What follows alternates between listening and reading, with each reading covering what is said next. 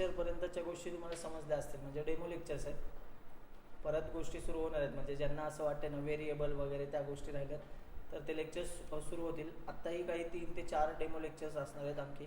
म्हणजे हे कशासाठी डेमो लेक्चर्स असणार आहेत तर ॲक्च्युली ॲडमिशन्स घेतलेले आहेत, म्हणजे ऑलमोस्ट झालेले आहेत ॲडमिशन. बऱ्याच लोकांनी ॲडमिशन घेतलेलं आहे असं मला सांगायचं आहे. आणि त्यांना ॲपचे क्रेडेन्शियल जात आहेत. बट कसं असतं माहिती आहे का, ॲप क्रेडेन्शियल दिल्यानंतर मग काही फोनच चांगला नाही आहे किंवा इश्यू येतात ॲप लॉग इन वगैरे. लॉग इन म्हणजे असं तुम्हाला माहिती पाहिजे की मी तुम्हाला आधी सांगितलेलं असेल कधीतरी की एकाच डिव्हाइसवर तुमचं ॲप्लिकेशन चालणार आहे. म्हणजे असं आहे ते 2 डिव्हाइसवर चालणार नाही आहे. एका डिव्हाइसवर तुम्ही लॉग इन केलं आणि तुम्ही त्याच दुसऱ्या डिव्हाइसवर जर समजा तेच युजर नेम आणि पासवर्ड टाकत असाल तर ते चालत नाही. मग तुम्हाला त्यासाठी जर समजा तुम्ही इन केस फोन वगैरे चेंज केला तर तुम्ही आम्हाला कळवा, म्हणजे मेल करायचा असतो कोड टू वेबला आणि मग त्यानंतर तुम्हाला नवीन क्रेडेन्शियल्स दिले जातात. म्हणजे लॉग इन युजर नेम तेच असतं, पासवर्ड फक्त वेगळा दिला जातो. कळलं का? हे लक्षात ठेवा. आत्ताच लगेच रिक्वेस्ट पाठवू नका. काही दिवस लेक्चर यूट्यूबवर पण येणार आहेत. जरी ॲपमध्ये दिसत नसलं ना तरी यूट्यूबवर पण येतील. म्हणजे आता जे हे 4-5 दिवस लेक्चर आहेत ना ते ॲपमध्ये पण जाणार आहेत आणि यूट्यूबवरही असणार आहे. 30 तारखेपर्यंत सगळ्यांच्या ॲडमिशन्स होईपर्यंत, पुन्हा सगळ्यांना क्रेडेन्शियल जाईपर्यंत हे असे लेक्चर असणार आहेत. ठीक आहे, एक लक्षात ठेवा बरं का की हे ॲपमध्ये जेव्हा तुम्ही लेक्चर बघाल ना तर त्याबरोबर ॲपमधल्या इतर फीचर्सही एक्सप्लोअर करा. कळतंय का? लक्षात येत आहे का? म्हणजे नवीन नवीन गोष्टी आहेत, फोरम वगैरे आहेत, परत फीड्स वगैरे जे आहे ते सगळं जरा बघा डोळ्यांनी, उघड्या डोळ्यांनी बघा जरा गोष्टी. ठीक आहे, चला मागच्या लेक्चरपर्यंतच्या गोष्टी तुम्हाला समजलेल्या असतील की आपण काय शिकत होतो की जावाच्या गोष्टी, की म्हणजे काय C++ आणि या व्यतिरिक्त जावा कसं वेगळं पडतं. म्हणजे की एकदा कोड लिहिला तर तो सगळ्या प्लॅटफॉर्मवर चालतो, विंडोज, लिनक्स, मॅक या 3ही प्लॅटफॉर्मवर चालतो. हे तर तुम्हाला माहिती असेल. आणि हां, तर बऱ्याच लोकांचे असं प्रश्न आले की नाही का ते 3 लेक्चर्स बघितल्यानंतर सर की एवढ्या आम्हाला डिटेलमध्ये शिकायची गरज आहे का किंवा या गोष्टी आहेत का. मी तुम्हाला एवढं नक्की सांगतो की बघा कॉम्पिटिशनचं जग आहे, कॉम्पिटिशन आहे बरंच. कुठेतरी काहीतरी वेगळ्या गोष्टी तुम्हाला सांगाव्याच लागणार, नाही तर तुम्ही प्लेस कसं होणार. माझं एवढंच म्हणणं आहे की प्लेसमेंटसाठी शिकण्यापेक्षा, म्हणजे असं नाही का असं विचार नका करू की प्लेस व्हायचंच म्हणून मी कसंही असू दे आता काय मी वाचेन वगैरे, असं नका करू. एन्जॉय करा शिकणं, नाही का. म्हणजे तुम्हाला ते पटलं पाहिजे की जर तुम्ही जेव्हा एखादी गोष्ट एन्जॉय करता ना तर त्या गोष्टीमध्ये तुम्ही काम कराल पुढे जाऊन भारी. आणि तुम्हाला तेवढे दिवस म्हणजे 9-9 तास काम करायचं आहे कंपनीमध्ये. सो विचार करा की याच गोष्टींवर काम करणार ना तुम्ही, प्रोग्रामिंगवर. सो चांगला अभ्यास करा म्हणजे काय, जे मी शिकवतोय तेवढं टाईप करून बघा, कोड्स वगैरे जे काही असतील गोष्टी. बऱ्याच लोकांचं असंच येतं की सर एवढ्या डिटेलमध्ये शिकायला पाहिजे का. माझं तोच म्हणणं आहे की जर तुम्ही तेवढ्या डिटेलमध्ये नसाल शिकाल तर मग तुम्हाला काय शिकायचं आहे, टेकमॅक्समधून शिकायचं आहे. काही तर लोक टेकमॅक्सच्या पण नोट्स काढतात. अरे असं करू नका.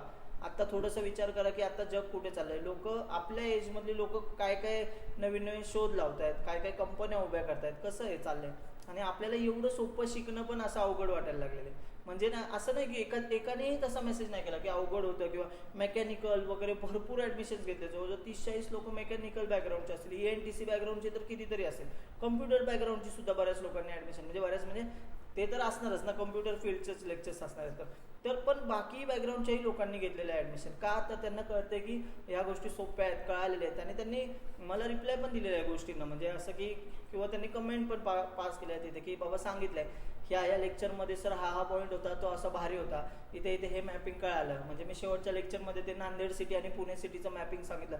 बऱ्याच लोकांनी त्याच्याबद्दलही बोललेले आहेत तिथे मला, म्हणजे इंस्टाग्रामवर मेसेजेस केलेले आहेत. मला एवढंच वाटतं की हे तुम्हाला कळावं व्यवस्थितपणे. बाकी याच्या मागे दुसरा काही उद्देश नाही. जी लोक जरी बॅचला ॲडमिशन घेणार नसेल त्यांनी एवढं जरी सांगितलं ना तरी तुम्हाला बऱ्यापैकी गोष्टी असं समोरच्याला वाटू शकतं की अरे ह्या गोष्टी कळल्या. पण एवढंच डोक्यात ठेवा की अर्धवट नॉलेज हे डेंजरस असतं. म्हणजे आमचे सर सांगायचे की अर्धवट नॉलेज हे कॅन्सरसारखं असतं. तर कॅन्सरचा रोग किती डेंजर आहे हे तुम्हाला माहितीच आहे, बरोबर. तर तसंच आहे, अर्धवट नॉलेज पण तसंच आहे. शिकायचं आहे, पूर्ण गोष्टी शिका, व्यवस्थितपणे शिका. शून्यातनं शिकवणार सांगितलं तर शून्यातनं शिकवलं जाईल, हे माझं म्हणणं आहे. एवढे लेक्चर्स तुम्हाला येणार आहेत, तेवढ्या सगळ्या गोष्टी आहेत, फक्त तुम्हाला अभ्यास करायचा आहे. असं पण नाही येणार आहे की जास्त दिवसांची बॅच आहे, ही 4 महिन्यांची बॅच आहे. तेवढं चांगलं शिका, ठीक आहे. लेक्चर्स बघा आणि त्याबरोबर ज्या काही असाइनमेंट्स पुढे येतील ना, आत्ता तरी असाइनमेंट लगेच नसेल, जेव्हा टॉपिक ॲक्च्युअल सुरू होतील तेव्हा तुम्हाला असाइनमेंट्स पण येतील प्रत्येक टॉपिकवरती की असं असं लिहा, हे करा, या गोष्टी सगळ्या गोष्टींवरती. म्हणजे शून्यातनं गोष्ट असणार आहे, टेन्शन घेऊ नका. चला मग आता मी तुम्हाला काही गोष्टी सांगतो. म्हणजे काय माहिती आहे का, त्या बऱ्याच लोकांचं असं होतं की सर आणखी काही डेमो लेक्चर्स आले असते ना तर अजून आम्हाला इथंपर्यंतच्या गोष्टी थोड्या माहीत होत्या, तर अजून याच्या व्यतिरिक्त काय JVMचं तुम्ही दर बॅचला थोडंफार एक्स्ट्रा सांगता, म्हणजे एक्स्ट्रा म्हणजे कसं फ्री डेमोमध्ये सांगता, तर या बॅचला असं काही नाही का? तर या बॅचला देखील आहे. मी असं नव्हतं म्हटलं की मी लेक्चर नाही टाकणार आहे, मी असं म्हटलेलं की तुम्हाला आणखी 3 ते 4 डेमो लेक्चर्स येतील, यूट्यूबवरच येतील, काही हरकत टेन्शन घेऊ नका. पुढचेही 2-3 दिवस आणखी लेक्चर येतील ना ते सुद्धा यूट्यूबवर येतील. ॲक्च्युअल बॅचचे जे लेक्चर आहे ते 1 तारखेपासून ॲपमध्ये प्रॉपरली सुरू होतील, मग तेव्हा यूट्यूबवर एकही लेक्चर नाही दिसणार, सगळ्या ॲपमध्येच लेक्चर दिसतील. हे सगळ्यांनी लक्षात घ्या. चला मग आता तुम्हाला आपल्याला कुठपर्यंत गोष्टी माहिती आहेत की म्हणजे समजा आपण C मध्ये कोडिंग करतोय, C++ मध्ये कोडिंग करतोय और जावामध्ये कोडिंग करतोय, हे तुम्हाला माहिती आहे. तर याच्यामध्ये आपण कसं बघितलं होतं रे, ह्या सगळ्यांना रन होण्यासाठी कोणाकडे जावं लागतं रे, तर ऑपरेटिंग सिस्टीम पर्यंत जावंच लागतं. म्हणजे का, ऑपरेटिंग सिस्टीमच सगळ्या गोष्टी करत असते. म्हणजे तुम्हाला असं वाटतं का रे, म्हणजे कधी प्रश्न तर पडत असेल ना की अरे मी माऊस असं फिरवतो, एखाद्या फोल्डरवरती डबल क्लिक करतो, हे कसं करतं? त्या इन्स्ट्रक्शन्स वगैरे आहेत ना. माऊस हे हार्डवेअर आहे, कीबोर्ड हे हार्डवेअर आहे. आणि ना तुम्हाला एवढं लक्षात ठेवा की जो आपलं जे असं जे आहे, म्हणजे आता समजा आपलं हार्डवेअर आहे, हे समजा हार्डवेअर म्हणजे आपल्या कम्प्युटरच्या सगळ्या हार्डवेअरच्या गोष्टी, म्हणजे माऊस असेल, कीबोर्ड असेल, मॉनिटर असेल, आतले डिव्हायसेस असतील, म्हणजे स्टोरेजसाठी हार्ड डिस्क वगैरे असेल, तर आहे ना हे हार्डवेअर जेव्हा आपण नाही का, आपण कधी कधी आहे ना, तुम्ही पाहिलेलं असेल की काही कोड असे असतात की जे हार्डवेअरशी बोलत असतात. म्हणजे असं असतात, म्हणजे बऱ्याच लोकांना असं होत असतं की माझ्या कोडमुळे ना ऑटोमॅटिकली हार्डवेअरने असं काहीतरी काम करायला पाहिजे. एक लक्षात ठेवा, आपला कुठलाही प्रोग्राम असेल ना तो डायरेक्टली हार्डवेअरशी कधीच बोलणार नाही. म्हणजे आपला प्रोग्राम कुठला आहे, किती भारी लिहा, तो डायरेक्टली हार्डवेअरशी कधीच बोलणार नाही. त्याला आहे ना ऑपरेटिंग सिस्टीमच्या मदतीनेच हार्डवेअरशी बोलायला येतं, OS. आणि ऑपरेटिंग सिस्टीम काय म्हणते, अरे जरा विचार करा ना, बघा ते काय असतं माहिती आहे का, ऑपरेटिंग सिस्टीमच्या डोक्यातच बरोबर गोष्टी कशा असतात बघा. म्हणते की समजा प्रोग्रामर आहे आणि त्याला आपण मुभा दिली काय की तू हार्डवेअर सोबत काहीही कर, तर एखादा माणूस काय करेल, असा कोड लिहिल ना की हार्ड डिस्कच करेक्ट करून टाकेल एखाद्याची, किंवा असा कोड लिहून असं काहीतरी करेल की मॉनिटरची स्क्रीनच उडली पाहिजे, किंवा माऊसच बंद पडला पाहिजे, किंवा कीबोर्डलाच काहीतरी धोका पोहोचला पाहिजे, असा काहीतरी कोड करेल, असं ऑपरेटिंग सिस्टीमला वाटतं. आणि मग ऑपरेटिंग सिस्टीम काय म्हणते, आणि जर हार्डवेअरच नीट नसेल तर गोष्टी होऊच शकत नाही.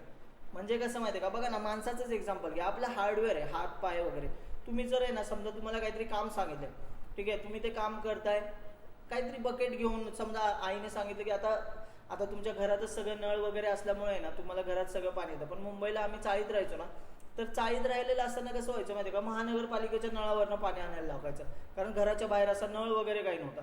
मग महानगरपालिकेचा जो नळ असायचा तो कुठेतरी लांब असायचा, मग बकेट घ्यायची, तिथपर्यंत जायचं, तिकडून येऊन पाणी भरून आणायचं.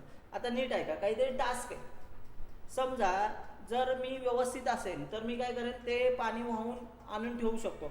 पण समजा ती बकेट धरून मी चालता चालता मला ठेच लागली आणि मी पडलो आणि माझा हात फ्रॅक्चर झाला, मला सांगा रे, हार्डवेअरच नीट नाहीये, तर मी तिथनं पुढे काम करू शकतो का? नाही, माझं काम थांबलं, मला हॉस्पिटलला जावं लागणार. जे की माझा नॉर्मल फ्लो काय होता, तर तिकडच्या नळावरनं पाणी भरून आपल्या घरी पाणी भरून ठेवायचं हे होतं. पण हे काय झालं, हार्डवेअरच खराब झाल्यामुळे या गोष्टी नाही. म्हणजे बघा ना, म्हणजे हार्डवेअर किती महत्वाचं आहे माणसाच्या शरीरात देखील आणि इथे देखील. मग ऑपरेटिंग सिस्टीम सांगते की अरे प्रोग्रामला जर मी डायरेक्ट ऍक्सेस दिला ना तर प्रोग्राम हार्डवेअरशी काहीही करेल. म्हणून इकडे हार्डवेअर ॲब्स्ट्रॅक्शन लेअर असतं, hardware abstraction layer, HAL, hardware abstraction layer. म्हणजे ऑपरेटिंग सिस्टीम म्हणते तुझ्या प्रोग्रामला काहीही करायचं असो, तू मला सांग, मी तुझ्यासाठी हार्डवेअरशी बोलेल. म्हणजे थोडक्यात तुम्हाला एक एक्झाम्पल देऊ का, तुम्हाला लय भारी कळेल माहिती आहे का. बघा आता समजा आपला एखादा प्रोग्राम आहे, कुठला तरी Cचा प्रोग्राम आहे किंवा कुठलाही प्रोग्राम आहे. असं समजा की समजा तुम्हाला, तर तुम्ही मूवी वगैरे बघतच असाल ना लॅपटॉपवरती, तोच एक एक्झाम्पल घेऊया. बघा आता किती सोपं आहे. समजा तुमच्याकडे हार्ड डिस्क आहे, आता बघा HDD म्हणूया आपण त्याला. तुम्हाला हे माहिती आहे ना, हे काय हार्डवेअर आहे, बरोबर, हे काय हार्डवेअर आहे.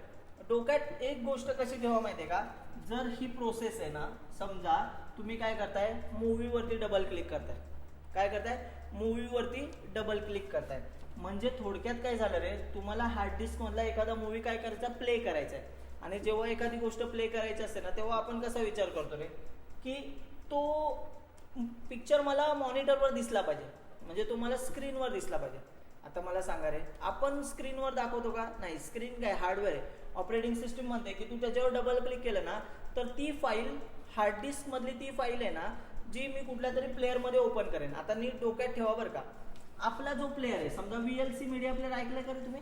असं एक त्रिकोण असं असतं असं आणि त्याच्यावरती हे असतं असं. VLC मीडिया प्लेअर बघितलं असेल तुम्ही, ज्याच्यावरती तुम्ही सॉन्ग वगैरे प्ले करता किंवा मूवी वगैरे प्ले करता. एवढं तर सगळ्यांना नक्की माहिती असेल. लॅपटॉप वापरला असेल तर VLC मीडिया प्लेअर असतो, बरोबर. आता बघा, जेव्हा तुम्ही एखाद्या मूवीवरती डबल क्लिक करताय, समजा इकडे कुठला तरी मूवी आहे बाहुबली, बरोबर, बाहुबली मूवी. आता तुम्ही त्या मूवीच्या फाईलवरती डबल क्लिक केला तर ना आपल्याला कसं वाटतं, अरे डबल क्लिक झालं म्हणजे हा पिक्चर आहे ना रॅम वरती जाऊन रन होतोय. तसं नसतं मित्रांनो. कसं असतं माहिती आहे का, जेव्हा बाहुबली नावाचा पिक्चर तयार आज तुम्ही डबल क्लिक करता ना, ऑपरेटिंग सिस्टीमला कळतं की याला हा पिक्चर काय करायचा आहे, दाखवायचा आहे, म्हणजे बघायचा आहे याला पिक्चर. तर तो जो काही रिस्पेक्टिव्ह जो मीडिया प्लेअर असतो, म्हणजे बाय डिफॉल्ट कुठला तरी मीडिया प्लेअर असणारच ना, समजा VLC media player by default आहे, तर ते VLC मीडिया प्लेअर ओपन करतात आणि ह्या VLC मीडिया प्लेअरला ही फाईल इनपुट म्हणून जाते बाहुबलीची. म्हणजे कळलं का, पिक्चरची फाईल इनपुट म्हणून जाते. म्हणजे प्रोसेस कोणाची बनली रे, VLC मीडिया प्लेअरची बनली. लक्षात येते ना, सोपं आहे, काय अवघड नाही. म्हणजे तुम्ही म्हणाल की आम्ही समजा सॉन्ग लावत असू तर तुमचं सॉन्ग म्हणजे प्रोसेस नाहीये, हे डोक्यात ठेवा. प्रोसेस रॅमवरती काय रन होतात, प्रोसेस. मग तुम्ही म्हणाल मग माझं गाणं कसं काय प्ले होतं? तुमच्या जरा गाण्याची फाईल आहे, समजा एखादं गाणं घ्या, अरिजित सिंगचं एखादं रडणारं कुठलं तरी छानसं गाणं असेल ते कन्सिडर करा. समजा की बरेच त्याची गाणी खूप फेमस आहेत, खूप भारी भारी आहे, की कबीर सिंग मधलं एखादं गाणं वगैरे असेल किंवा ते हमदर्द नावाचं एखादं गाणं असेल विलन पिक्चर मधलं. ते कुठलंही गाणं आहे, तुमच्याकडे एखादी फाईल आहे, तुम्ही काय करताय त्याच्यावरती डबल क्लिक करताय. आता लक्ष द्या बरं का, तुम्ही ते फाईलवरती जर डबल क्लिक केलं तर ती फाईल कुठे, हार्ड डिस्कमध्ये.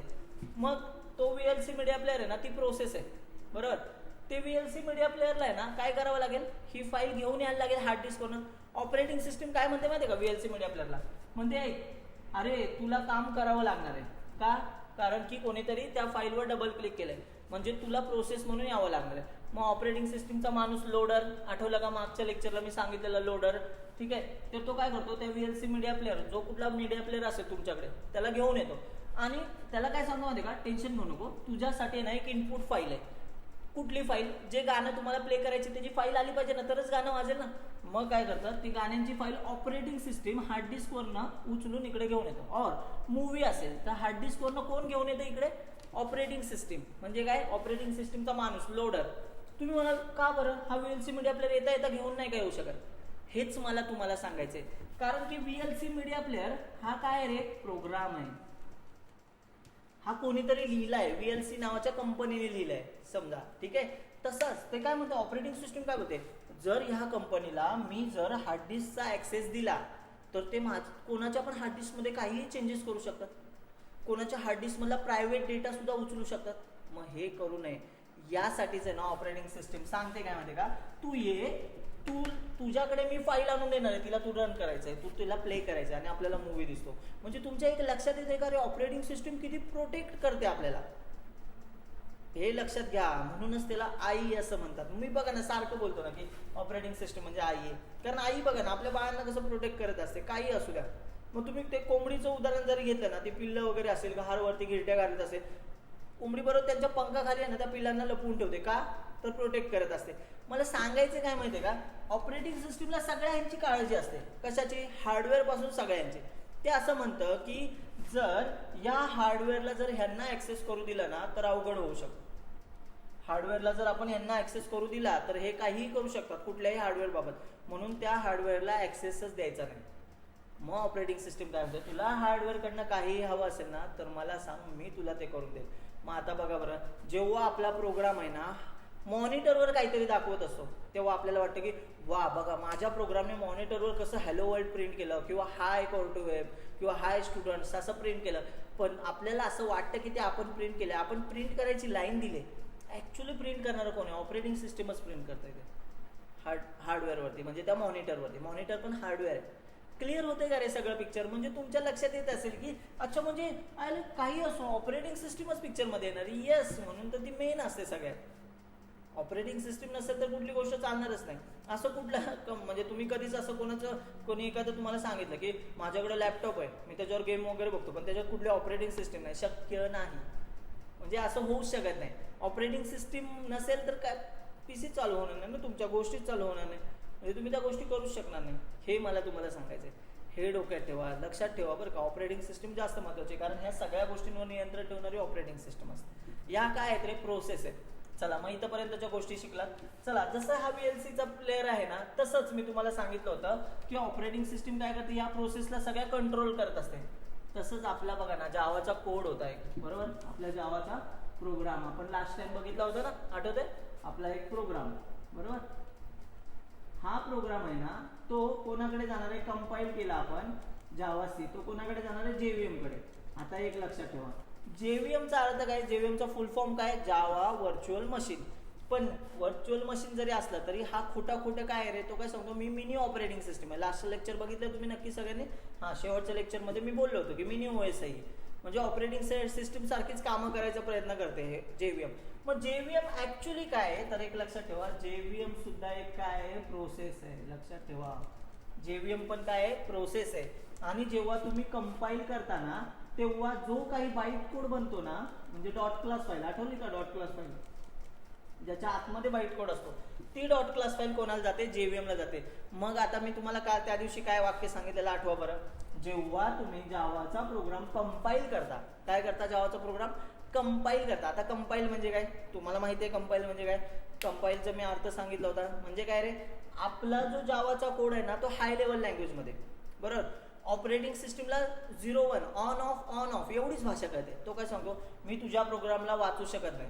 जर मी त्याला वाचू शकलो नाही तर मी त्याला रन कसा करणार, मग मला समजेल अशा भाषेत आण. पण तुम्हाला हे माहिती आहे की कंपायलर नंतर डायरेक्टली आपल्याला 0-1 फॉर्मॅटमध्ये मिळतो का, नाही. का, तर जावावाल्यांचं वाक्य आठवा. जावावाले काय म्हटले, अरे जर सीचा प्रोग्राम जर तुम्ही बघितला, सीचा कोड कंपाईल केला, बरोबर, सी कंपायलर डायरेक्ट 0-1 फॉर्मॅटमध्ये बनतो, म्हणजे a.out फाईल बनते. पण जावाचा कोड तसा नाहीये. का, कारण हा मशीन डिपेंडंट प्रोग्रामिंग लँग्वेज आहे. जावाचं तसं नाहीये. जावा काय म्हणतो, आमच्याकडे स्वतःचं फीचर आहे, काय, ओरा, राईट वन्स रन एनीवेअर. मग ते काय सांगतं, माझा प्रोग्राम एकदा लिहिला ना, तो कुठेही चालू शकतो. पण बघा ना, त्याचा कोड कसा, मी लास्ट टाइम सांगितलं, इंडिपेंडंट. म्हणजे जावा मधला इंडिपेंडंट कोण आहे, तर बाईट कोड इंडिपेंडंट आहे. पण JVM काय आहे, तो डिपेंडंट आहे.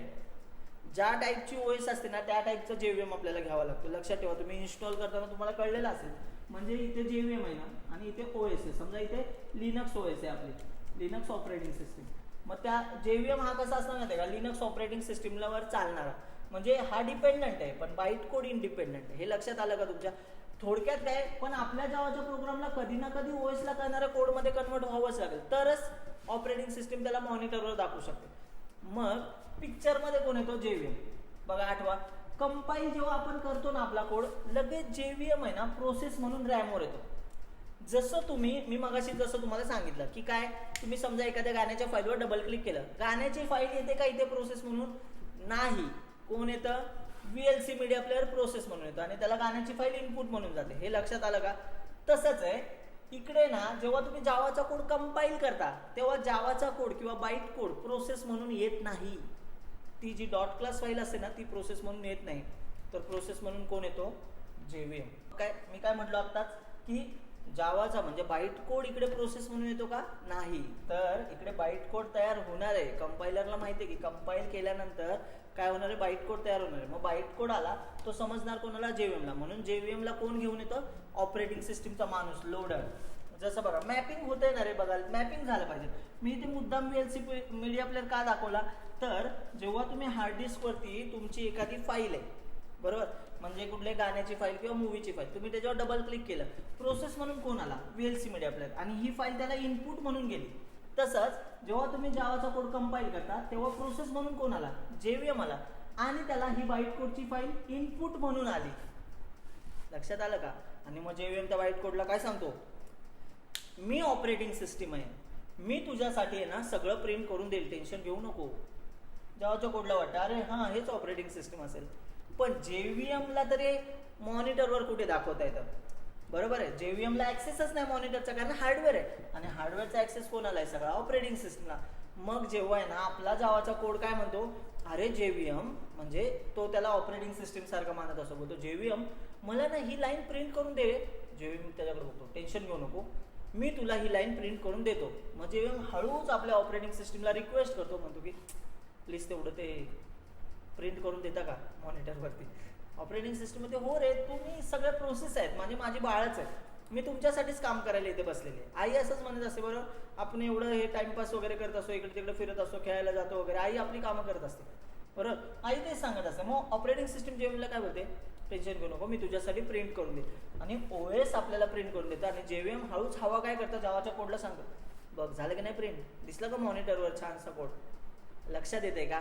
आणि हेच सगळं आहे. मग आता बघा बरं, मग तुम्हाला प्रश्न पडेल ना, मग आपल्या जावाचे हे बाईट कोडची फाईल जेव्हीएम कडे येते, म्हणजे जेव्हीएम कडे पण काहीतरी यंत्रणा असेल ना, की आलेला बाईट कोड हा ऑपरेटिंग सिस्टीमला कळणाऱ्या भाषेमध्ये कन्वर्ट करायला जे काही साहित्य लागणार आहे किंवा जी काही सामग्री लागणार आहे ती कुठे आहे, ती जेव्हीएमच्या पोटात आहे. मग चला आजच्या लेक्चरला आपण केवढ्या गोष्टी बघणार आहोत, तर फक्त आपल्याला आज जेव्हीएमचा हा जो मी गोळा दाखवतो ना, याच्या आतमध्ये काय काय दडलंय ना ते मला तुम्हाला दाखवायचं. कळलं का? याच्या आतमध्ये काय काय दडलंय हे मला तुम्हाला दाखवायचं, म्हणजे आपल्याला जेव्हीएम आर्किटेक्चर सुरू करायचं. चला मग आपल्या टॉपिकला सुरुवात करूया, जेव्हीएम आर्किटेक्चर. आता मी जी काही डायग्राम तुम्हाला बोर्डवर काढून दाखवणार आहे ती म्हणजे हा जो मी गोळा काढतो ना, तो गोळा म्हणजे ती तेवढी मोठी डायग्राम आहे. आणि मी तुम्हाला हेच मला सांगायला आवडेल, आत्तापर्यंत आपल्या क्लासमधनं जी काही ॲडमिशन झाली, 4-5 हजार स्टुडंट शिकले असतील आत्तापर्यंत, पण जेवढी लोक प्लेस झालेत ना, म्हणजे जावाची बॅच करून गेलेत, C++ शिकलेत, सी शिकलेत, C++ सांगूनही बरीचशी लोक प्लेस झाली. पण तुम्हाला माहिती आहे का, त्यांना त्याबरोबर तुम्हाला जावाचं पण ओओपी विचारलंय कम्पॅरिझन करून. बऱ्याच मुलांनी ते ओओपी सांगून जेव्हीएमला हात घातला. आणि ज्या ज्या लोकांनी जेव्हीएम पर्यंत हात पोहोचवलाय, म्हणजे सांगितलं ना की मला जेव्हीएम पर्यंत माहिती आहे, त्या लोकांचे इंटरव्ह्यू फेल झालेले मी नाही ऐकलं आतापर्यंत. म्हणजे त्यांनी कोड करून आहे ना पुढेपर्यंत जेव्हा गेलेत ना, तेव्हा जेव्हीएम पर्यंत जेव्हा जेव्हा त्यांनी गोष्टी सांगितल्या ना, तेव्हा समोरचे इम्प्रेस झालेतच आणि त्यांनी ते असं म्हटलेत पण, अरे वा की तुम्हाला इथंपर्यंतच्या गोष्टी माहिती का. हे सगळ्यांना माहीत नाही, बरोबर ना. म्हणून तुम्ही बघा ना, ते इंस्टाग्रामवर रील पण बघितलं असेल, म्हणजे ते मीम बनवलं एक आपण आजच्या पोस्टमध्येच असेल, तुम्ही पाहिलेलं असेल का, त्याचे नसेल पाहिलं तर आपल्या पेजवरती इंस्टाग्रामच्या पोस्टमध्ये जाऊन बघा, तुम्हाला ते दिसेल मीम, ज्याच्यामध्ये नाही का असं ते आपण मिस्टर बीन असं दाखवलेत आणि असं विचारले की कोर्टिवरच्या स्टुडंटसाठी जेव्हीएम, म्हणजे इंटरव्ह्यूवर जेव्हा विचारतो जेव्हीएम बद्दल, तेव्हा ते असे त्यांचं जे ॲक्टिंग आहे तशी ते भारी आहे. म्हणजे कसं आहे, आपली मुलं सर्रासपणे सांगू शकतात किंवा इझिली सांगू शकतात, अरे वा जेव्हीएम मला हेच पाहिजे होतं आणि तुम्ही विचारा मला इथंपर्यंत घेऊनच जायचं आहे तुम्हाला. हे हा तो पॉईंट आहे. म्हणजे मी जे म्हणतो ना गॅरंटी, आपण असं म्हणतो ना की अरे तुम्हाला प्लेसमेंट द्यायची गरज नाही, तुमच्या कॉलेजमधल्या आलेल्या कंपन्यांमध्ये ना तुम्ही स्टॉपला असाल का, जर तुम्हाला या सगळ्या गोष्टी येत असेल तर. कारण कसं असतं माहिती आहे का, आपली जी सिस्टीम आहे ना, म्हणजे असं बोलायला नको चुकीचं, कोणाला वाईट वाटायला नको, पण आहे ना आपलं झालंय कसं, म्हणजे मी कितीही तुम्हाला सांगू द्या की तुम्ही प्लेस व्हाल वगैरे सगळ्या गोष्टी, पण तुम्ही का प्लेस होताय माहिती आहे का, तुम्हाला एवढंच माहिती असणे अपेक्षित नाही, तुम्हाला बाकी गोष्टी माहिती पाहिजे, C++ माहिती पाहिजे, तुम्हाला हे इंटरनलपर्यंत कसं जातं हे माहिती पाहिजे, ऑपरेटिंग सिस्टीम महत्त्वाचं म्हणजे माहिती पाहिजे, हे कसे कोड चालतात, काय काय गोष्टी घडल्या जातात तिथे नेमक्या. या जेव्हीएममध्ये पण त्याच्या आतमध्ये बाईट कोड आहे, तर बाईट कोड कशा टाईपचा आहे ह्या डिटेल बरोबर तुम्हाला प्रोग्रामिंग लँग्वेजेस, एक क्लाउड वगैरे ह्या गोष्टी पण माहिती पाहिजे. पण झालंय कसं रे, मी कसं म्हणतो की एवढं सांगितलं तरी तुम्ही प्लेस होत आहे, असं का होत आहे, तर आपल्याकडे ना जे काही आत्ता म्हणजे जी लोक इंजिनिअरिंग करून किंवा कॉलेज करून बाहेर पडत आहेत, बरोबर, ती म्हण तुम्हाला मराठीतली माहिती आहे का, वासरात लंगडी गाय शहाणी अशी म्हण असते. म्हणजे काय माहिती आहे का, म्हणजे जेव्हा सगळी वासरं असतात ना आजूबाजूने, तेव्हा एखादी लंगडी गाय जरी त्यांच्यामध्ये असेल ना तरी तिला असं श्रेष्ठ मानलं जातं. का? कारण की ती सगळी वासरं असतात. हीच लंगडी गाय आहे ना, एखाद्या असा चांगल्या कळपात जाऊ द्या बरं, सगळ्या चांगल्या म्हणजे व्यवस्थित असलेल्या गायींच्या कळपात जाऊ द्या, त्या लंगड्या गायीला कोणीही विचारत नाही. मला तुम्हाला तेच सांगायचंय, तुम्ही ती लंगडी गाय नक्की बनू नका, तुम्ही बाकीच्या गोष्टी पण शिकून घ्या. आता मी हे माझं प्रमोशन करत नाही की तुम्ही या क्लासला ही बॅच लावा ती बॅच लावा, मला नाही वाटलं आतापर्यंत गरज की तुम्हाला असं सांगावं की नाही तुम्ही बॅचला ॲडमिशन घ्या. एवढी लोक ऑलरेडी प्लेस झालेली आहेत, त्यामुळे एवढा भरमसाठ 300+ इन्क्वायरीज, 200+ ॲडमिशन ऑलरेडी झालेले आहेत. म्हणजे आम्हालाही वाटतं ना रे असं की अरे चला आपल्याला सफिशियंट काउंट मिळालं ना, अजूनही ॲडमिशन्स होत आहेत. म्हणजे आज बघा आता शेवटचा दिवस आहे, तर मग तेव्हाही ॲडमिशन अजूनही घेतली जातात. मग तिथंपर्यंत जाणार आकडा. म्हणजे मला एवढंच सांगायचं की असं कधी सांगू नको यार प्लीज क्लासला आहे, गरज नाही. आपल्याला माहिती आहे ना आपण चांगलं शिकवतोय तर येणार लोक, ऑटोमॅटिकली येणार. मला तुमच्यापर्यंत हेच पोचवायचं आहे की असं नाही की मला असं सांगायचं तुम्हाला JVMच फक्त अभ्यास करा आणि हे ते. तुम्ही जावाचा कोड शिकत शिकत आहे ना तुम्ही JVM शिकणारच आहात, हे मला सांगायचं आहे. पण एवढं भारी आहे ना तुम्हाला, एवढं भारी म्हणजे ना एवढ्या सगळ्या गोष्टी असलेल्या तुम्हाला कुठे शिकवलं नाही जाणार, हे मलाही माहिती आहे. तेवढे टॉपिक्स एवढं जरी केलं ना, एक प्रोग्रामिंग लँग्वेज तुम्ही भारी सांगू शकता, कॉन्फिडेंटली सांगू शकता, हे तर नक्की. ठीक आहे, चला मग आपण आपल्या आर्किटेक्चरकडे जाऊया. मी तुम्हाला सांगतो की याच्यातला पार्ट अँड पार्ट काय महत्त्वाचा आहे, काय महत्त्वाचा पार्ट आहे. ठीक आहे, चला.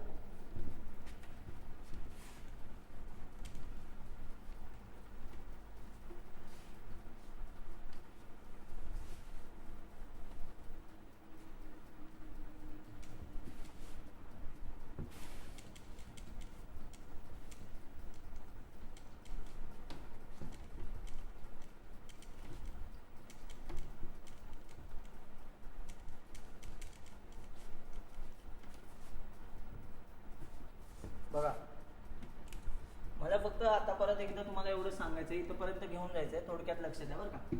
आपण कसं केलं होतं, मी ही डायग्राम पुसणारच आहे, एक जावाचा कोड लिहिला बरोबर. तुम्ही म्हणाल परत का सांगता, कळेल का सांगतोय. ठीक आहे, जावाचा प्रोग्राम कळलं. याला एक कंपायलर आणला, कुठला, जावा सी. आपली जी फाईल आहे ती जावा सी कंपायलरला दिली. म्हणजे बघा ना, हा समजा आपण असं म्हणतोय की हॅलो डॉट जावा नावाचा कोड आहे आपला बरोबर. तुम्ही जेव्हा जावाचा कोड लिहाल तेव्हा तुमची फाईल डॉट जावा एक्सटेन्शन असेल. ज्या ज्या लोकांना असे प्रश्न आहेत ना की सर जे क्लासचं नाव असतं तेच फाईलचं नाव असतं तेच क्लासला द्यावं लागतं, ते आम्ही कुठेतरी वाचलं होतं किंवा आम्ही आधी अशा अशा ठिकाणी क्लास केला होता तिथे असं सांगितलं होतं, ते टिंब आहेत, ते सांगू नका. ठीक आहे, आता मला हसू येतं कधी कधी माहिती का, कारण मी स्वतः बघितलेत काय काय क्लासवाले आहेत ना, म्हणजे जे टीचर आहेत असे, आणि त्यांनी स्वतः कशा गोष्टी सांगितल्यात माहिती का, की बघा जर तुम्ही एखाद्या फाईलचं नाव हॅलो डॉट जावा ठेवत असाल तर तुम्हाला कंपल्सरी तुमच्या क्लासचं नाव हॅलोच ठेवलं पाहिजे. अरे हे कोणी सांगितलंय, असं काही गरज नाहीये, हे अर्धवट नॉलेज आहे. मी तुम्हाला सांगतोय बघा ना, मी फाईलचं नाव वेगळं लिहितो आणि क्लासचं नाव वेगळं लिहितो, माझा कोड कसा काय चालतो, याला पण एक रिझन आहे, हे मला तुम्हाला सांगायचं आहे. आणि हां, तो सिनारिओ आहे ना की क्लासचं नाव आणि फाईलचं नाव केव्हा सेम असावं, तो सिनारिओ आहे की, पण असंच नका सांगू की कधीच की अरे नाही दोन्ही कंपल्सरी सेम असतात, सेम लागत नाहीच, तुमची चॉईस आहे, ते तुम्हाला कसं कोड लिहायचं बरोबर का. पण हां, ज्या लोकांना असं वाटतं की सर पण ते येतो असं पब्लिक क्लास हॅलो वगैरे, पब्लिक लिहू नका. बघा ना, फाईलचं नाव आणि क्लासचं नाव वेगळं दिलं तर चालतं. हे काय आहे मी ते ॲक्च्युअल लेक्चर स्टार्ट होतात ना तेव्हा सांगणार आहे, कारण त्याच्यासाठी मी एक लेक्चरमध्ये कोड घेतो आणि सांगतो की बघा हे दिसतंय का असं, हे असं असं चालत नाही, हे असं असं चालतं, ते सगळं सांगणार. डोंट वरी, टेन्शन अजिबात घेऊ नका, अजिबात. कळलंय नक्की. चला असो, हे सोडून द्या. ठीक आहे, बघा आता जेव्हा तुम्ही हॅलो डॉट जावा लिहिले, आपण कंपायलरला ही फाईल दिली, कंपायलर काय म्हणतो, तुझ्या प्रोग्राममध्ये जे काही तुझ्या डॉट म्हणजे तुझ्या ज्या क्लासचं नाव असेल ते मी क्लासचं नाव उचलणार आणि समजा मी या डॉट क्लासला देणार. समजा आपल्या ह्या जावाच्या प्रोग्राममध्ये आपण असं लिहिलं असेल कोड क्लास core2web किंवा C2W, आपण असं शॉर्टकटमध्ये लिहिलं C2W असं लिहिलेलं असेल, तर या डॉट क्लास फाईलचं नाव काय आहे, C2W डॉट क्लास. आणि ह्याच्यामध्ये जे काही 0101 नसेल, काय असेल इथे बाईट कोड असेल. क्लिअर आहे. आणि हा बाईट कोड कोणाला जातो, आत्ता मला तुम्हाला काय सांगायचं माहिती आहे का, इथे लक्ष द्या. हा बाईट कोड कोणाला जातो, JVM ला जातो. आणि मी तुम्हाला मागच्या वेळेस आहे ना असं काहीतरी सांगितलं होतं, नीट आठवतंय का तुम्हाला, बघा मला आठवण करून द्या. जर तुम्हाला नीट आठवत असेल तर हो म्हणा. आता कसं आहे, ऑनलाईनचं लेक्चर आहे, कसं तुम्ही समोर काय करत असाल, अशा आडवे पडून बघत असाल लेक्चर का उलटे पडून असे बघत असाल लेक्चर, काही माहीत नाही. ठीक आहे, बट मी असं म्हणतोय की ज्यांना ज्यांना ॲडमिशन म्हणजे ज्यांनी घेतलंय ऑलरेडी ॲडमिशन, त्यांनी ना मागचे पण लेक्चर परत बघा आणि नोट्स म्हणजे टाईप करा. असं टाईप करा म्हणजे काय, लिहून ठेवा, कोड वगैरे टाईप करा प्रॉपर ह्याच्यामध्ये आणि लिहा, सगळ्या नोट्स काढा स्वतःच्या स्वतः. ठीक आहे, मी तुम्हाला नोट्स वगैरे प्रोव्हाइड नाही करणार, पण मी जे सांगतोय ना ते सगळं ते नोट्सच आहे, सगळं जे लिहिलंय. असं मला एक सांगतो असा किस्सा, मला आहे ना आत्तापर्यंतच्या मागच्या बॅचमध्ये जेवढी मुलं झाली, जे काय आपले स्टुडंट होते की प्लेस वगैरे झाले, चांगल्या चांगल्या कंपनीत गेले आणि त्यांना 2-2 वर्ष एक्सपिरियन्स, 2-2, 3-3 वर्ष एक्सपिरियन्सवाली पण आहेत. काय काय तर एक्सपिरियन्सवाली लोकच क्लासला आली कंपनीतली, 4-4, 5-5, 6 वर्ष. एक माणूस होता त्याला 6 वर्ष एक्सपिरियन्स होता, तो माझ्याकडे शिकतो. एकाची स्वतःची IT ची कंपनी आहे, मी तुम्हाला नाव असेच सांगू शकतो, प्रसाद नाव आहे त्याचं. ठीक आहे, तुम्ही सर्च करू शकता. काय बरं, प्रसाद राघोजी वाघ नावासहित सांगतो तुम्हाला. त्याची कंपनी आहे स्वतःची, तो माझ्याकडे जावा शिकलेला आहे, IT कंपनी आहे त्याची बरं का. तुम्ही म्हणाल असं कसं काय, त्याला ते नव्हतं, तो वेगळं काम करायचा कंपनीमध्ये, म्हणजे प्रोजेक्ट्स आणून देणे वगैरे सगळ्या गोष्टी. पण तो काय बोला, मला पण माहीत पाहिजे कोडिंगच्या गोष्टी याच्या, मग मला शिकायचं आहे. तर तो आला होता क्लासवरती आणि तो शिकलाय. त्याची कंपनी माझ्या कंपनीच्या आधीपासून आहे, तो माझा स्टुडंट आहे, विचार करा. आणि चांगली कंपनी चालवतो तो, माहिती आहे. खूप भारी, म्हणजे मला भारी वाटतं की अशी एवढी लोक, एक्सपिरियन्सवाली लोक पण इथे येऊन शिकली आणि त्यांना आवडलं ते शिकवणं. त्याने स्वतः मला म्हटलं होता की बाकीचे तर म्हणायचे, पण तो म्हटल्यानंतर जरा मी विचार का केला, कारण की त्याच्याकडे त्यांचं प्रोडक्ट वगैरे चांगले आहेत त्यांच्या कंपनीचे, परत एवढा माहिती असलेला माणूस आहे, मुरलेला माणूस आहे IT मधला. तर त्याने मला सांगितलं, अरे शशा, तू जे कंटेंट लिहितो ना, म्हणजे आता तो माझ्यापेक्षा वयाने मोठा होता, तर ओळखीचा होता, तर मग शशाच म्हणायचा, ठीक आहे, शशी म्हणायचा ॲक्च्युली, मी सांगतोय शशा, ठीक आहे. तर तो म्हटला होता मला की अरे शशी, तू एक काम कर की याच्यावर बुक लिहितो स्वतःचं, म्हणजे जावावरती जे काही तू कंटेंट शिकवतो ना, ते प्रॉपर फॉर्मॅटमध्ये बसव, तुला हवं तर रायटर मी देतो, माझा एक मित्र, तो चांगलं लिहू शकतो, म्हणजे हे करू शकतो, तू त्याला फक्त कंटेंट देतो, तुला प्रॉपर बुक लिहून देतो. म्हणजे तुझं जे आहे ना असं की तुझा जावाचा कोड, नंतर बाईट कोड आणि ह्याचं एक्सप्लेनेशन, हे असं पुस्तक तर नाहीये. जावाचं डॉक्युमेंटेशन वाचून कोणीही एवढे व्यक्ती नाहीत की जे जावाचं डॉक्युमेंटेशन वाचत बसते. तू लिही, तू कर या गोष्टी. मी त्याला म्हटलं की आत्ता तरी काय विचार नाही, पण मी एवढं तर नक्की सांगतो, इन फ्युचर मी नक्की विचार करेन. त्याच्यामध्ये ना मी कंपॅरिझनने तर सांगेनच सगळ्या गोष्टी, पण जावाच्या एका ठराविक व्हर्जनपासून ते लेटेस्ट व्हर्जनपर्यंत, म्हणजे तेव्हा जे व्हर्जन असेल जावाचं, तिथंपर्यंतचं त्या पुस्तकामध्ये नक्की असेल, जर मी पुस्तक लिहिलं तर, जर वेळ मिळाला तर. कारण एवढ्या सगळ्या गोष्टी असतात की त्यामुळे कसं होणार आहे काही माहीत नाही. म्हणजे नवीन गोष्टी पण ॲड कराव्या लागतात ना त्याच्यामध्ये. बघूया आपण, जर भारी झालंच, जमलंच तर नक्की असेल. एकदम चांगलं पब्लिकेशन हाऊस असावं असं मला, म्हणजे मला नाही द्यायचं असं साधं कोणाला तरी बुक, जर मी लिहिलंच तर, असं मी विचार करतो. असं चला, तो मुद्दा पुढचा आहे. बघा आता एक लक्ष द्या. बघा मी तुम्हाला काय म्हटलं की एक गोष्ट तुम्हाला आठवते का, मी असं सांगितलं होतं. बघा बरं, आठवते का सांगा मला. ही ऑपरेटिंग सिस्टीम आहे, बरोबर, OS आहे, असं मी आता बघा काय म्हणतोय. आपली ही ऑपरेटिंग सिस्टीम आहे, इथे आपले प्रोसेस असतात, बरोबर. पण तुम्हाला माहिती आहे का ह्या प्रोसेस इथे कशा येतात, तर आपला Cचा जरी कोड घेतला, Cचा कोडमध्ये आपण काय सांगितलं, इथं C प्रोग्राम आहे आपला, बरोबर, आणि ही फाईल कंपाईल केली CC, मग काय होणार, a.out नावाची फाईल बनेल. मग ही a.out आपण जेव्हा असं करतो ना, ./a.out जेव्हा रन करतो आणि एंटर करतो इथे असं, बरोबर, हे झालं की एंटर करतो, तेव्हा काय होतं रे, ऑपरेटिंग सिस्टीम काय म्हणते, कोणाला, लोडरला, काय म्हणते रे, अरे ही फाईल आहे ना घेऊन यायचे, कारण तिला प्रोसेस म्हणून आणायचे, तिला रन करायचं. ऑपरेटिंग सिस्टीम कोणाला सांगते, लोडरला. जसं मी तुम्हाला मागच्या एक्झाम्पलमध्ये सांगितलं होतं, बाबा मुलाला सांगतात, जा ते पाहुणे आले त्यांना घेऊन यायचे, कारण त्यांना माझ्याशी बोलायचंय. बाबा म्हणजे OS, लोडर म्हणजे आपण, त्या काकांना आपण घेऊन आलो प्रोसेस म्हणून रॅमवरती, म्हणजे रॅम म्हणजे आपलं घर. कसलं भारी ना, ठीक आहे. हां, मॅपिंग होतंय ना सगळ्या गोष्टी. बघा आता मग थोडंसं विचार करा, तसंच आहे ना हा JVM सुद्धा काय रे, प्रोसेसच आहे. जेव्हा तुम्ही जावाचा कोड लिहिला, मी हे सांगितलं होतं तुम्हाला, बघा जावाचा कोड लिहिला, जेव्हा तुम्ही जावा C कंपाईल करता याचा अर्थ इथे कुठली फाईल बनणार आहे, .class फाईल, म्हणजे बाईट कोडवाली फाईल. ही कोणाला जाणार आहे, JVM ला इनपुट म्हणून जाणार आहे. जेव्हा तुम्ही जावा C करता ना, तेव्हाच ऑपरेटिंग सिस्टीम काय म्हणतो माहिती का, अरे ह्याने जावा C असं म्हटलं, याचा अर्थ याला JVM लागेल, जा रे लोडर, म्हणजे हाच लोडर JVM ला घेऊन येतो इथे. आणि JVM ला आणल्यानंतर JVM म्हणतो, आता काय टेन्शन घेऊ नका, मी माझं काम करेन, मी प्रोसेस आहे, तू मला फक्त ऑपरेटिंग सिस्टम होते की तू ते मॉनिटरवर वगैरे प्रिंट करायचं असेल तर मी तुला आवाज देईन, बरोबर, हे सांगतो. आणि आता बघा JVM रन व्हायला लागलं. जसं मी तुम्हाला सांगितलं होतं, आता JVM ला कुठली फाईल पाहिजे रे, ही .class फाईल पाहिजे JVM ला, बरोबर ना, JVM ला .class फाईल पाहिजे. मग JVM काय म्हणतो, अरे मी तर इथे आलोय, आता मला ही .class फाईल आणून द्यायची. ऑपरेटिंग सिस्टीमला तो नाही म्हणत, अगं ऑपरेटिंग सिस्टीम ती .class फाईल मला उचलून आणून देतो का. नीट ऐका बरं का, नीट ऐका मी काय सांगतोय, लय भारी आहे बरं काय. तर आता ऐका, JVM कसं म्हणतो की जसं, बघा लक्ष द्या, जसं आहे ना ही कुठलीही फाईल आणून द्यायला OS मदत करते, तशी ही .class फाईल माझ्याकडे यायला पाहिजे. मग त्यांचं तो काय म्हणतो, जसा ऑपरेटिंग सिस्टीमकडे लोडर असा आहे, लोडर हा माणूस, बरोबर, एक व्यक्ती, तसं माझ्याकडे सुद्धा माझा एक व्यक्ती आहे, त्याचं नाव काय, क्लास लोडर, बरोबर. आणि तो क्लास लोडर रिस्पॉन्सिबल असतो इथली फाईल घेऊन जायला. मग तुम्ही म्हणाल, पण तुम्ही तर म्हटले होते हार्ड डिस्कवरच्या गोष्टी आहेत, बरोबर, तर हा हार्ड डिस्कवरच्या गोष्टींसाठी ऑपरेटिंग सिस्टीमची मदत घ्यावीच लागते, बरोबर आहे.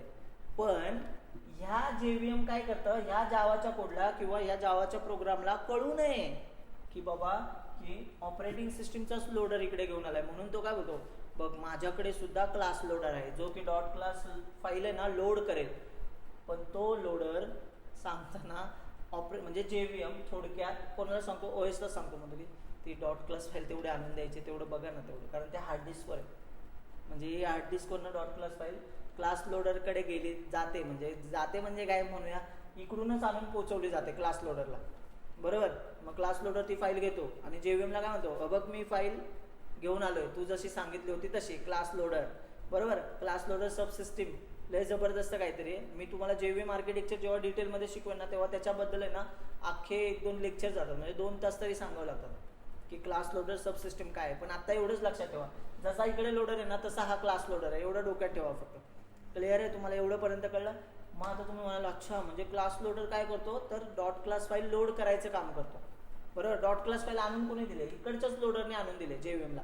म्हटलं की ठीक आहे बाबा ही घे फाईल, तुला इनपुट म्हणून फाईल पाहिजे ना, ऑपरेटिंग सिस्टीमच म्हणली तुला मी ती फाईल आणून देते. मग क्लास लोडर काय म्हणतो, आता ही फाईल, क्लास लोडरचं काम एवढंच नाही की ती फाईल लोड करायची. क्लास लोडर काय करतो अजून माहिती आहे का, ती फाईल बघतो की त्याच्यामध्ये व्हायरस आहे का. आता बऱ्याचशा लोकांच्या भुवया उंचवतील. तुम्ही ना JVM म्हणजे जावाचे फीचर्स आहेत ना, जावाच्या लोकांनी सांगितलेले फीचर्स, त्याच्यामध्ये असं म्हटलं जातं की जावाचा कोड हा व्हायरस फ्री आहे. जावाच्या कोडमध्ये कधीही व्हायरस येत नाही किंवा जावाच्या कोड थ्रू कधीही व्हायरस येऊ शकत नाही असं सांगितलं जातं. जावाचा कोड हा रोबस्ट आहे असं बोललं जातं. का माहिती आहे का असं का म्हटलं जातं, तर मला सांगा रे जावाच्या कोडमध्ये व्हायरस येणार कसं काय. आता बघा तुम्हाला प्रश्न पडले असू लागलो केवढं काय काय सांगताय सर, एक काम करूया, हे पुसूया आणि इथून सुरुवात करूया क्लास लोडर पासून, बरोबर. मग त्याचे एक एक फीचर्स सांगतो तुम्हाला, म्हणजे तुमच्या डोक्यात बसतील ते फीचर्स काय काय. चला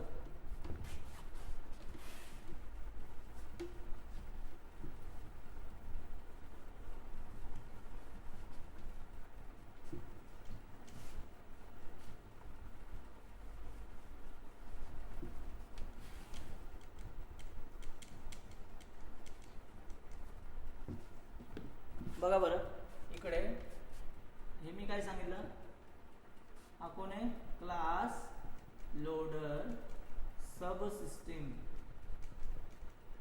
याचं काम काय आहे, जी फाईल आलेली आहे इकडे डॉट क्लास फाईलला काय करायचं, लोड करायचं, बरोबर. लोड केली, आता तो असं नाही म्हणत डॉट क्लास फाईल लोड झाली चला आता JVMला पाठवूया.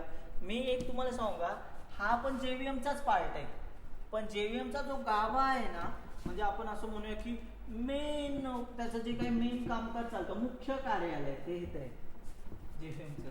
आणि त्या मुख्य कार्यालयाचे पडतात 5 पार्ट. एक पहिला पार्ट, एक दुसरा पार्ट, तिसरा पार्ट, चौथा आणि 5वा.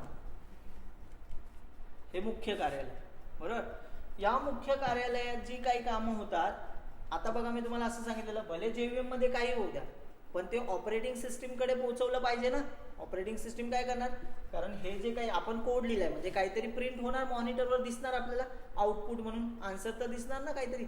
मग ते आन्सर यावं यासाठी कोण रिस्पॉन्सिबल आहे, ऑपरेटिंग सिस्टीमला कोड पोहोचला पाहिजे.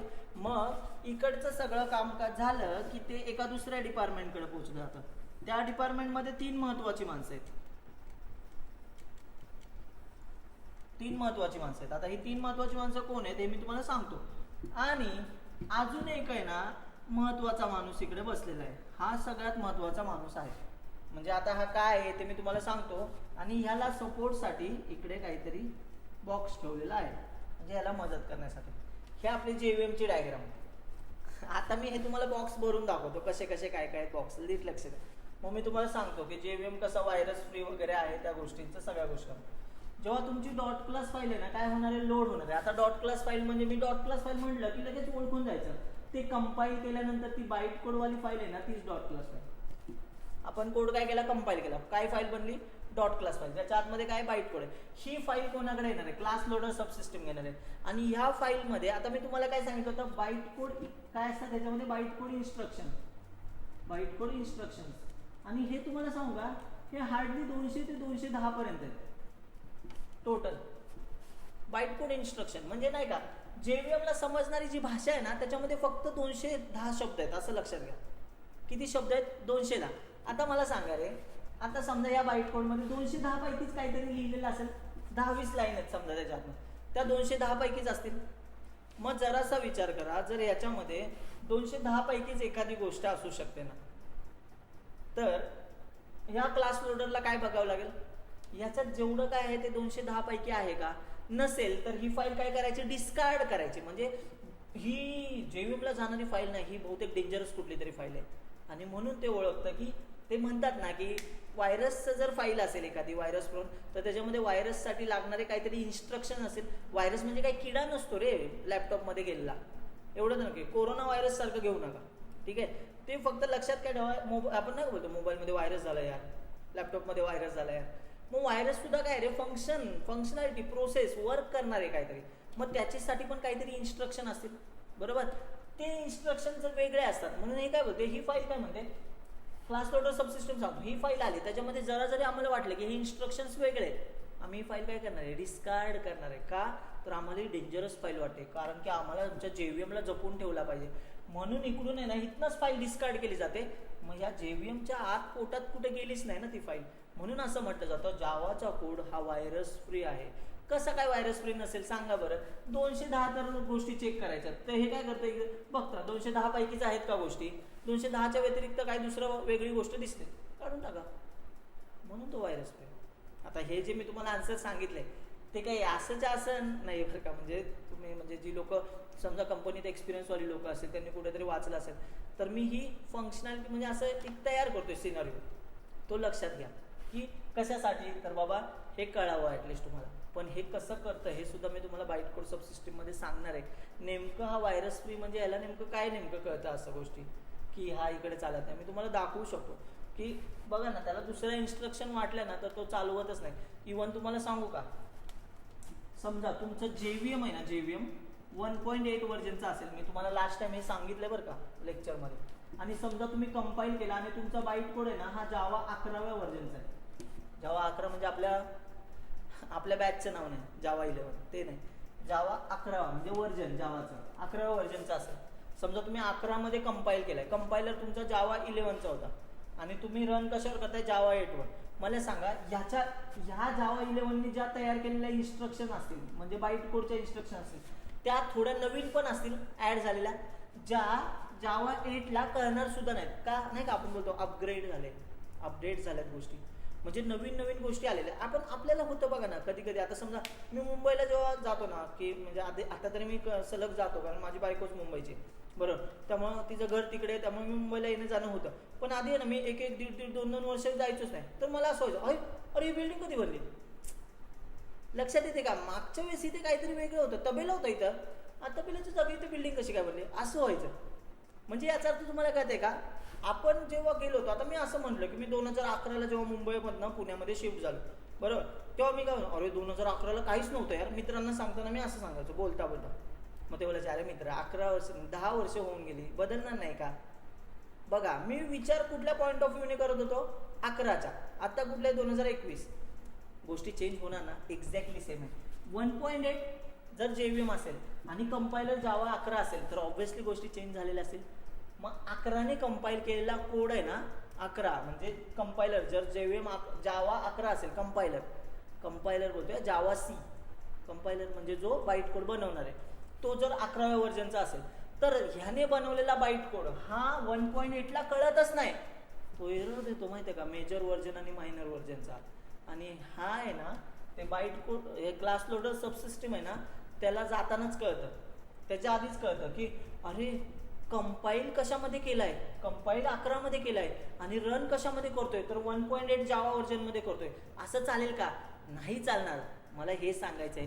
ही पण गोष्ट बघा ना, तो स्वतःच्याच कंपायलर, बघा ना आता जावाचाच कंपायलर ना, भले तो 11व्या व्हर्जनचा काय असेल, तो स्वतःच्या कंपायलरने जरी वेगळ्या गोष्टी दाखवल्या तर हा JVM काय होतो, मला ह्या इन्स्ट्रक्शन माहित नाही. मग हा काय सांगतो, अरे येड्या तू जावा 8 आहेस, मी 11 आहे, मी नंतर आलोय, माझ्यामध्ये चेंज असता ना, तर बोलते चेंज असेल ते तुझ्या घरी. जर तुला रन व्हावं असं वाटत असेल माझ्या इथे, तर कंपाईल 8 मध्ये कर आणि मला पाठव, तरच मला इन्स्ट्रक्शन्स कळतील. आलं का लक्षात? मला हे तुम्हाला सांगायचं, म्हणजे ह्याला स्वतःच्याच माणसांच्या जरी इन्स्ट्रक्शन जरी चेंज झालेला असेल ना तरी तो त्यांना डिस्कार्ड करून टाकतो. मग बाकीच्या व्हायरसची काय बिशात की तो JVM आर्किटेक्चरच्या आतमध्ये घुसेल. म्हणून असं म्हणलं जातं की जावाचा कोड रोबस्ट आहे. मी तुम्हाला सांगू हे वाक्य म्हणजे एकदम मी एका हे शिक्षकाला सांगितलेलं असं एक्सप्लेन करून, तर एवढं भारी वाटलेलं ना. तो म्हटलं की हे तुम्ही कुठनं मॅप केलं बरं असं. मी म्हटलं मी काय असं काय मनाने थोडीच वाचलेलं आहे. JVM आर्किटेक्चरवरती पुस्तकं आहेत, केवढ्या गोष्टी आहेत, तुम्ही बघा त्या गोष्टीनंतर कळतं. फक्त मी माझी स्टोरी बनवतो. म्हणजे आता मला जे मॅप होतं, आता बघा ना मी तुम्हाला मुंबईचं जे सांगितलं हे माझ्या आयुष्यातले प्रसंग. तुम्ही जेव्हा मॅप करून ठेवाल ना, शपथ गोष्टी पाठ कराव्या लागत नाही, ते लक्षात राहतात, एकदम भारी लक्षात राहतात. आता बघा ना, मला झोपेत ना उठून जरी एखाद्याने गदा हलवून उठवलं आणि म्हटलं की चांग JVM आर्किटेक्चर, मी तोंड पाठ डोळे बंद करून पण सांगेन. का? कारण की मी एक पाठ नाही केलेलं आहे, मला हे माहिती आहे हे कसं वर्क होतं. एक्झॅक्टली मला तुमच्यापर्यंत तेच पोचवायचं. तुम्ही तुमच्या आयुष्यातले प्रसंग वगैरे ना प्रत्येक गोष्टीशी मॅप करून ठेवा. तुम्ही बघा कधी विसरणार नाही गोष्टी, पाठ कराव्या लागणार. अल्गोरिदम वगैरे काय लोक बोलतात डेटा स्ट्रक्चर, मला अवघड जातं सर C++ डेटा स्ट्रक्चर. जी लोक आता C++ डेटा स्ट्रक्चरच्या बॅचला आहे, तुम्ही बघा मज्जा डेटा स्ट्रक्चरच्या बॅचला. ट्री ग्राफ वगैरे कोड अवघड असतील ना, पण ते सोप्या पद्धतीने कसे शिकायचे हे मी तुम्हाला सांगेन. काहीही अवघड नाही. C मधला पॉइंटर, जी लोक माझ्याकडे C मधनं आलेले, C शिकून आले, त्यांना माहिती आहे पॉइंटर लय लोक बोलायचे अवघड आहे. आपल्या क्लासच्या पोरांना पॉइंटर, अरे पॉइंटरवर क्वेश्चन विचार, मी पॉइंटरवर काहीही सांगू शकतो. म्हणजे त्यांना असं होतं 15 ते 20 तास ते पॉइंटरवर बोलू शकतात. एवढ्या गोष्टी आहेत सांगायला, माहिती आहे का? हेच मला तुम्हाला पोचवायचं आहे. आता बघा ना, आता तुम्हाला जर एखाद्याने विचारलं सांग रे जरा जावाच्या बद्दल तुला काय माहिती आहे, तुमच्या मित्रानेच विचारलं, एवढंच लेक्चर तुम्ही बघितलं, तुम्ही त्याला काय म्हणा, अरे येड्या वेळ काढून या, आईला सांग 4-5 तास घरी नाही येणार, 5-6 तास तरी लागतील मला, एवढं शिकवलंय पण एवढं सांगायला. हे झालं पाहिजे. तुम्ही काय बोलबच्चन नाही टाकणार नक्कीच तिथं, पण तुम्हाला एवढ्या गोष्टी सांगायलाच आहेत. कळलं? आता मला सांगा बरं, तुम्हाला हे माहिती आहे का जावाचा कोड व्हायरस फ्री कसा आहे?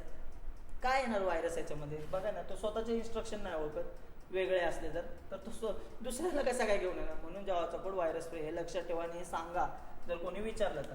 ठीक आहे, बघा बरं, समजा आपण जावा कंपाइलर जावा 8 मध्येच केलाय, म्हणजे कंपाईल केलाय, जावा कंपायलर वापरला 8चाच, आणि हे JVM आपलं कुठलं आहे 8चंच आहे. तुम्हाला माहिती आहे ना मी काय बोलतोय? आपण 2 गोष्टी करतो, जावा C आणि मग जावा, मग आपल्या प्रोग्रामचं आउटपुट येतं. याचं वर्जन आणि याचं वर्जन वेगवेगळं असू शकतं बरं का, पण ते सेम ठेवा. हायफन वर्जन करा, एंटर करा, तुम्हाला याचं वर्जन दाखवतं. नंतर ही कमांड टाका, याच्या पुढे हायफन वर्जन लिहा आणि एंटर करा, तुम्हाला याचं वर्जन दाखवतं. दोघांचं वर्जन सेम ठेवा शक्यतो, अदरवाईज असं पण चालेल. जावाच्या कंपायलरचं वर्जन 1.8 असेल आणि ह्याचं 1.11 असेल तर चालेल, पण उलटं करू नका. कंपायलर 11चा आहे आणि जावा 8चा आहे, चालत नाही. कारण इथं क्लास लोडर सबसिस्टम बसलेला असतो, तो बोलतो येडे हा तुझे नवीन इन्स्ट्रक्शन्स आलेले आहेत, मला हे कळणार नाही, चल घरी जा. क्लिअर आहे का इथंपर्यंतच्या गोष्टी? नक्की कळाल्यात? मग आता चला बघा बरं, हे जर समजा दोघंही 8-8चे असेल तर त्याला कळेल. मग तो काय करतो, इथे आपली डॉट क्लास फाईल आणतो, त्याच्यातल्या गोष्टी बघतो की त्याच्यासाठी इन्स्ट्रक्शन त्याचेच आहेत का, व्हायरस बिरसवाले नाही ना, किंवा चुकीचे नाहीत, किंवा दुसऱ्या कंपायलरचे नाहीत ना. चला, मग तो काय बोलतो, आता बाबा तू JVMच्या आतमध्ये फिरायला मोकळा झाला. मग जो आपला कोड आहे ना बाईट कोड, तो येऊन बसतो या बॉक्समध्ये. या बॉक्सचं नाव आहे मेथड एरिया. Method area. मी तुम्हाला आज आहे ना सगळ्या बॉक्सची नावं सांगतो आणि नेक्स्ट लेक्चरला आपण एकदम डिटेलमध्ये त्याच्याबद्दल बघूया. बघा, हा पहिला झाला मेथड एरिया. दुसरा आहे हीप एरिया. याच्यावरती पण काय काय गोष्टी घडतात, म्हणजे रन टाइमला जे बनतं ते हीप एरियावरती येणार आहे. नंतर जावाचा स्टॅक, जे काही आपले फंक्शन्स असतात, म्हणजे मेथड्स फंक्शन्स म्हणतो ना आपण, जे आयुष्य म्हणजे जावाच्या प्रोग्राम जे काही काम करणार आहे फंक्शनॅलिटीज, हे फंक्शन्स इथे रन होतात जावाच्या कोडचे. पुन्हा इथे कोण आहे, PC रजिस्टर. म्हणजे काय तर आपल्या ज्या लाईन्स असतात ना फंक्शन मधल्या, एक एक बघा ना, आपण टास्क ठरवतो, सकाळी उठलो, नाश्ता करणार, ऑफिसला जाणार, ऑफिसमध्ये काम करणार, नंतर संध्याकाळी काही टी ब्रेक वगैरे असेल, नंतर 8 वाजता घरी येणार, घरी आल्यानंतर परत हातपाय तोंड धुणार, जेवायला बसणार वगैरे, गप्पा मारणार, फिरून येणार वगैरे, झोपणार. हे आपलं रुटीन आहे. मग ह्या कामानंतरच हे करायचं, याचा ट्रॅक ठेवणारं कोण आहे, PC रजिस्टर. मी यांच्याबद्दलही डिटेलमध्ये तुम्हाला सांगेन. इकडे आहे native method stack. Native method stack हे लक्षात ठेवा बरं का, हा लय खतरनाक आहे. तुम्ही मला इथे पण स्टॅक आहे, इथे पण स्टॅक आहे, एक थोडंसं लिंक लावून देतो बघा, कळल्या तर कळल्या गोष्टी, नाही तर नेक्स्ट लेक्चरला कळतात. जावाचे जे फंक्शन्स आहेत ना ते इथे रन होतात, किंवा बरोबर. नेटिव्ह म्हणजे काय, C++ वाले फंक्शन. आता बऱ्याच लोकांना प्रश्न पडतो, थांबा चक्कर आल्यासारखं होतंय का? तुम्ही म्हणा जावाच्या कोडमध्ये सी सी प्लस प्लसचे फंक्शन काय येतील? मला हेच तुम्हाला सांगायचं आहे की JVM हा CPP मध्ये लिहिलेला आहे. मग तो काय म्हणतो, जावाची जी काही कामं आहेत, म्हणजे कसं असतं माहिती आहे का, मल्टी थ्रेडिंग म्हणून एक कन्सेप्ट आहे, मल्टी थ्रेडिंग, थ्रेड वगैरे बनवणे, त्या गोष्टी आहेत ना, त्या जावामध्ये नाहीच आहेत. ते काय सांगतं, मला जर थ्रेड बनवायचं असेल ना तर मी C++चा कोड वापरतो. मग जावा परत C++चा कोड नाही लिहित. तो काय करतो माहिती आहे का, जावा काय म्हणतो माहिती आहे का, माझी फंक्शन्स नॉर्मल आहेत, ती रन होतील इथे, पण जेव्हा मला नेटिव्ह म्हणजे C++च्या फंक्शनची गरज लागेल ना, ती फंक्शन्स मी रेडीमेड उचलून आणेन. कुठनं? तर त्याने एक लायब्ररी बनवून ठेवलेली आहे, त्याचं नाव आहे नेटिव्ह फंक्शन लायब्ररी और नेटिव्ह मेथड लायब्ररी. म्हणजे जी C++ची फंक्शन जावाला लागतात ना, जावाचा कोड रन करायला किंवा इंटरनल पर्यंत जाण्यासाठीचे, ती सगळी फंक्शनची लायब्ररी इथे, म्हणून याचं नाव काय, नेटिव्ह मेथड लायब्ररी. ह्या लायब्ररीतनं ती फंक्शन्स आणली जातात आणि ह्या स्टॅकवरती रन केले जातात. म्हणजे बघा ना, स्टॅकवरती काय रन होतात, फंक्शन्स.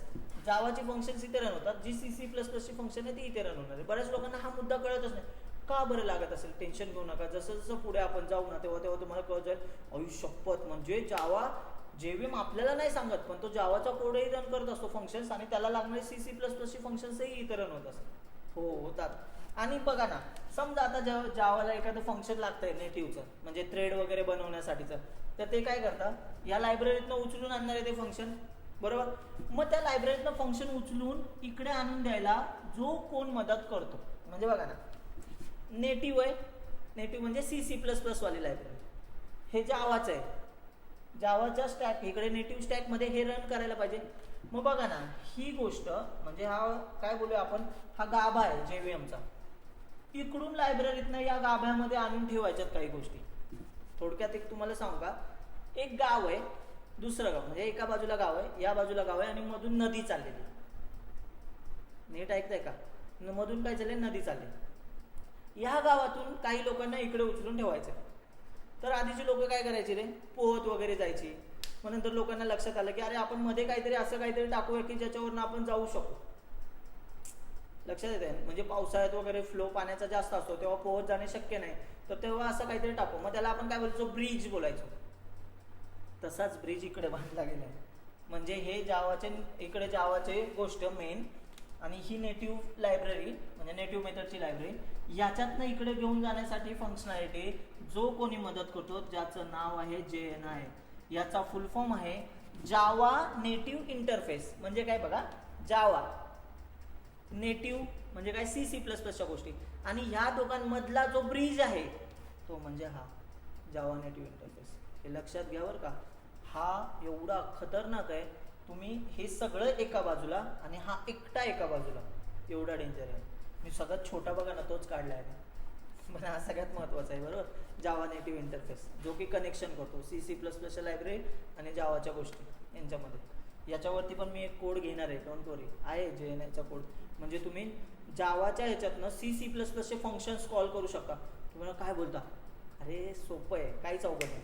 तुम्ही जावामधनं C++चे फंक्शन कसे कॉल करा, जसा JVM करतो ना तसंच आपण करायचा.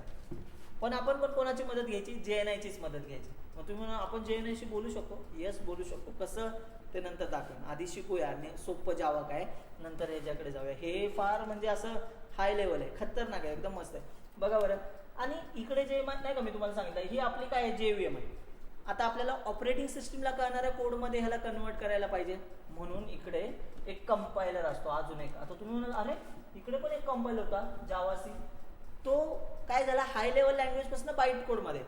तसंच हा बाईट कोड इथे आलाय, या बाईट कोडला कोणामध्ये कन्वर्ट करायचा आहे, 0101 ऑपरेटिंग सिस्टीमला कळणाऱ्या कोडमध्ये कन्वर्ट करायचा आहे. म्हणून इथे एक कंपायलर आहे, त्याचं नाव आहे JIT कंपायलर. JITचा full form just in time, yes ते वॉचवालं नाही बरं का, जस्ट इन टाइम कंपायलर नाव आहे त्याचं, ठीक आहे, जस्ट इन टाइम कंपायलर. कळलं का? अजून एक माणूस असतो, त्याच्याबद्दल मी पुढे सांगेन, इंटरप्रिटर. इंटरप्रिटर हा एक एक लाईन आहे ना कन्वर्ट करून आहे ना ऑपरेटिंग सिस्टीमकडे पाठवायचं काम करतो. मी तुम्हाला त्या दिवशी कंपायलर आणि इंटरप्रिटर असं बोललो होतो. काय तर कंपायलर असा इमॅजिन करा की बकेट घेऊन डायरेक्टली पाण्याची बकेट ड्रममधनं काढले किंवा बॅरलमधनं काढले आणि आईच्या समोर तिथे नेऊन ठेवले, और छोटे छोट्या बादलीने एक बादली घेऊन ओतले त्या बादलीमध्ये जाऊन, एक बादली घेऊन जाणे म्हणजे इंटरप्रिटर, डायरेक्ट अख्खी बादली घेऊन उचलून नेणे कंपायलर सगळा कोड, भरपूर असा कोड एकत्र घेतो आणि पाठवतो. इंटरप्रिटर एक लाईन कोड कन्वर्ट करतो आणि पाठवतो. पायथनमध्ये बघा ना, लाईन बाय लाईन इंटरप्रिट केली जाते, म्हणजे लाईन बाय लाईन, एक लाईन वरची लाईन बरोबर आहे, आन्सर देईल, त्याच्या खालची लाईन चुकले तर तिथनं पुढचा प्रोग्राम रन नाही करत, कळलं का? इकडे तसं नसतं. कंपायलर काय करतो, सगळ्या लाईनी बरोबर पाहिजे, एक जरी चुकले असेल तर मी पुढे जाणारच नाही. पण पायथन तसं नाही, म्हणजे पायथन काय होतं, तुझी पहिल्या 2 लाईन बरोबर आहेत ना, मग मी त्यांचा आउटपुट दाखवतो, तिसऱ्या लाईन चुकले ना, हा तिसऱ्या लाईनपासून पुढे मी काही नाही दाखवणार. म्हणून पायथन इंटरप्रिटेड लँग्वेज आहे, कळलं का? सांगेन पुढे डिफरन्स काय आहे, कंपायलर इंटरप्रिटेड लँग्वेज डिफरन्स काय पुढे नक्की येईल. ठीक आहे, बघा JIT कंपायलर झालं, इंटरप्रिटर झाला. तसाच अजून एक इथे असतो GC stand for garbage collector, बरोबर? गार्बेज कलेक्टर म्हणजे काय, कचरा उचलणार. तुम्हाला कचरा उचलणार, हो.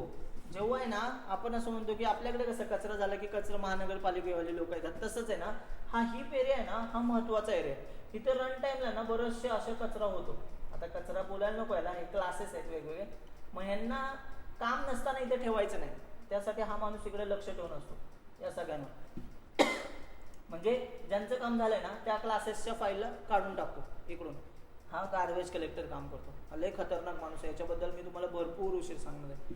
मग आता तुम्हाला कळलं असेल, ही आहे आपल्या JVM ची डायग्राम, आणि याच्या खाली जे आहे ना ती ऑपरेटिंग सिस्टीम आहे, म्हणजे ही आपली प्रोसेस आहे आणि याला रन करून करते ऑपरेटिंग सिस्टीम रन करते.